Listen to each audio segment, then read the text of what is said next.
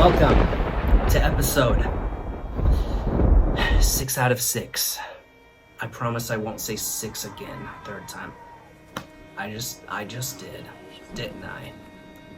Tonight's topic is, I guess we're still trying to figure out whether or not my grandmother is losing her mind. So let's get started with another story of hers. I'm going to read it in first person. Well, not read it. I'm gonna tell it in first person. Years after the incident with that creature who ate up my house and then put it back together, as y'all saw in the last episode, for those of you who watched. Anyway, back to my grandmother. Years and years later, Google Maps became a thing. I was a young adult, I had been in a car accident recently, and I really didn't like going out in public. So I treated Google Maps like it was my going out in public. I thought it was so cool. When I went through the streets, I felt like I was actually there, and I liked to look at it just for the sake of finding as many people and as many animals as I could find. And I felt like I was there with them as they were enjoying their time. Sounds a little creepy, I know, but I was lonely, okay? I was always at the house. I was scared to go out and drive. My husband was always working. It was insane, in other words. So, I'm on Google Maps one day when I'm at home, and I'm like, oh, she seems to be enjoying herself. But then I zoom in, and she has a gray bag on her, right? I zoomed in further, and I could tell this lady was probably smiling. I wished I could be there with her, walking contently beside her, instead of being here at the house all lonely. But let's face it, it's not going to happen anytime soon. I'm stuck here. I can't drive. I can't go anywhere. So then I zoomed out of Tokyo. I finally decided, okay, this is enough. I'm going to sleep. So then I went to sleep. The next morning I woke up really early and decided to look at Paris, because Paris is always fun. I mean, dozens of people on the streets. After doing a few more roundabouts of Paris, France on Google Maps, I finally settled on this train stop, or this bus station, or it was a station. And there were two people sitting at the stop. One of them looked very familiar. And she struck me as very peculiar at first. A little slurred in speech there. Alright, back to Grandma. So she was wearing red shoes just like mine.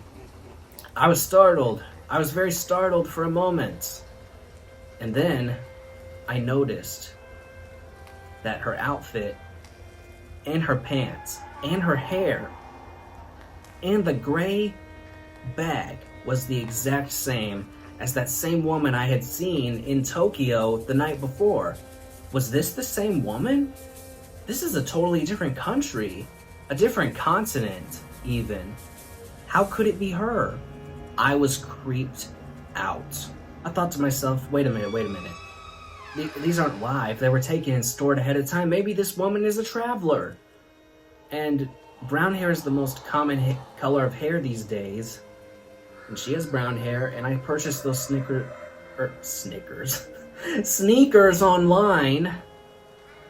And those, yeah, probably millions of other people did too. Yeah, and also the faces are hidden to protect, to like keep privacy or whatnot, so I can't really tell if it's the same lady. So then I shook my head, turned off the computer, and got up to make myself some lunch. When I got back from lunch, I went to look at Berlin.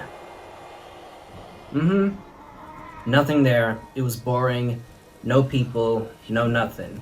Until I came across this one schoolboy who had a backpack on and was looking over some kind of mobile device of some sort. After this, I didn't find any people or really any main attractions, so then I decided to go look somewhere else. But then as I prepared to leave Berlin, I saw something out of the corner of my eye. And there it was. That lady with those red sneakers, was there again. She had her hand on a stop sign, looking out like she was about to cross the street. And I was thinking, okay, Seeing her in Paris would have been a heck of a coincidence, but this? No, no, no, no, no. There's no way I could find her every time. That's not a coincidence. Is Google trying to play a prank on its users? If so, this is a really good and funny joke. So I did my searches on the internet for some woman who shows up out of nowhere in places like Waldo. Nothing. I looked up the woman that travels with you on Google Maps. Nothing. I was supposedly at this point driven mad by my self-imposed isolation.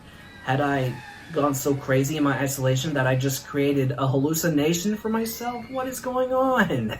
So I texted my friend the image of what was in Berlin, and I was like, what's going on? And then my friend gets back to me saying, I saw her in Berlin, of course, but I didn't see her in Tokyo or Paris. What, are you okay? I didn't respond, however. I went back to Tokyo and Paris to look, and there she was, in both places. But in Paris, instead of sitting at the bus stop, she was now standing. And then in Tokyo, she was not in the same place either. She was leaning down to pet a calico cat. Who was this lady? I was freaked out at this point. I then switched the map to Brussels, Belgium. I look around the town. There is nobody. And right as I'm about to leave, nothing catches me out of the corner of my eye. She wasn't there, thank God. I was relieved because I had been working myself up over nothing. This was nothing but a coincidence. Wait, there's a fork in the road. Who's that? And there she was, again! And she was looking directly into the camera, like that. Like, you couldn't see her face, but her direction was directly towards the camera, like this. It was almost if she was looking directly at me. So then I got my breath caught in my throat. I was freaked out, people. I then switched the map to Sydney. She's there, in a pharmacy building. I switched the map to London, and she's preparing to get on a big red bus. And then I switch it to Venice, and she is there too, walking across the road. Both in Zurich and in Hong Kong, she was standing between a bank and a McDonald's, zipping her bag up, doing the same thing in both places. And then, yes, the further and further and further I went, the more places I looked, the more and more I found her, and the closer she was getting to looking directly at me into the camera, directly, with her blurred face. My heartbeat feels like a terrified bird, just fighting to get out of here, fighting to get out of the cage, jumping around everywhere. I'm freaking out. What am I supposed to do? Send the screenshots to Google? Call the police? No. I began to think for a moment, why is it that what was making me feel free again is now making me feel more and more and more and more trapped? I don't understand. I close my eyes and I clench my fists tightly. Who is she? Why is she following me? Am I following her everywhere? What is going on? Finally, I typed in the name of my hometown, and I zoomed in on a park that was a couple miles just away from my house. And there she was, standing right next to the park name sign. She was looking directly at me this time, like directly. And I knew, okay, well, she followed me here. She's coming for me. But what does she want? What does she want? Huh? And then finally, I typed in the name of where I lived. My address. Nobody was right outside my house, thank God. She could stay at the park for all I cared. A tear then began to slip down my face, and I said to myself, I'm safe. I'm safe. And it felt good to hear myself say to myself out loud, I am safe. Just as I said that, however, there was a knock at my door. A chill ran down my spine, and I thought to myself, oh no, oh no, oh no. But luckily there was a security camera out where the front door was, so my hand was trembling, but I quickly tapped into it. And I thought to myself, oh my, there she is. There she was. I kid you not, the lady was right there. Same clothes, same bag, same everything on her. And she was looking directly into the camera at me this time. Like, directly. And then, I saw her hand move. It went up like this, towards the door. And then just after that, she did this, and I heard the knocking at my own door. No joke. Oh my gosh, I wanted to scream so bad. You know what? I'm not going to finish. Okay, now back to me. Do you think that my grandmother was losing her mind? I think in actuality she was losing her mind. Don't let the bag woman get you. See you next season. Season 7. Good night, everybody.